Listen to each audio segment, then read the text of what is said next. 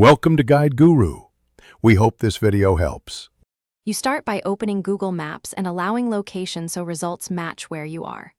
Once done, sign in to sync places and set home and work to save time.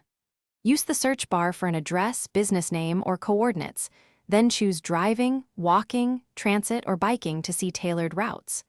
Make sure to tap a result to see contact details, ratings, and travel time. This gives context so you pick the best immediate option. You now refine your plan by comparing available routes. Review ETA, distance, tolls, and traffic so you understand trade-offs. Make sure to toggle layers like traffic or transit and switch to satellite for landmarks. Street View helps confirm entrances and parking.